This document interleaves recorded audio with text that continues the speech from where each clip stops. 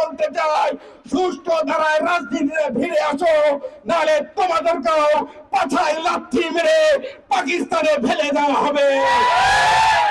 যে সকল সিনিয়র রাজাকারদেরকে উদ্দেশ্য করে বলতে চাই, আপনারা অনতিবিলম্বে আপনাদের জুনিয়র রাজাকারদেরকে থামান। ধর্মের লেবাস পরে বাংলাদেশের মানুষের সাথে প্রতারণা করছে সেই মুনাফিক জাতি যারা রাজাকার নামে 1971 সালে প্রতিষ্ঠিত ছিল।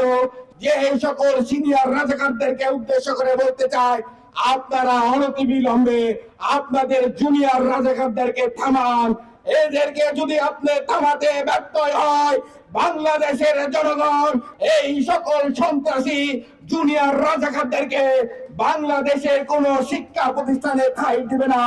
1971 সালে এই রাজাকার মুনাফিক করার জন্য বাংলাদেশের মানুষ আপনাদের পাছায় লাথি মেরে বাংলাদেশ থেকে বিতাড়িত করে পাকিস্তানে পাঠিয়েছে।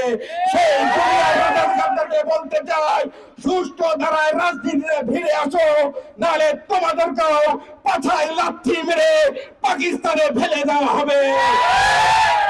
এই সকল রাজাকাররা যারা বেজন্মা, যারা বাংলাদেশের অস্তিত্ব বিশ্বাস করে না, সেই সকল সন্ত্রাসী কুলাঙ্গাদেরকে বাঁশের লাঠি দিয়ে জবাবের আহ্বান জানাচ্ছি। বন্ধুরা, আমরা উদাত্ত আহ্বান জানাবো, আপনারা অনতিবিলম্বে সুষ্ঠু ধারায় রাজনীতি করুন, নয়তোবা 1971 সালে যেভাবে আস্তাপুরে নিক্ষেপ করা হয়েছিল, 2026 সালে বাংলাদেশ জাতীয়তাবাদী ছাত্র দল এই রাজশাহী বিশ্ববিদ্যালয়ের শিক্ষার্থীদেরকে নিয়ে আপনাদের বিরুদ্ধে দুর্বার আন্দোলনের মাধ্যমে রাজশাহী বিশ্ববিদ্যালয়ে আপনাদের কোন স্বাভাবিক রাজনৈতিক কর্মকাণ্ড আর করতে দেওয়া হবে না। বন্ধুরা,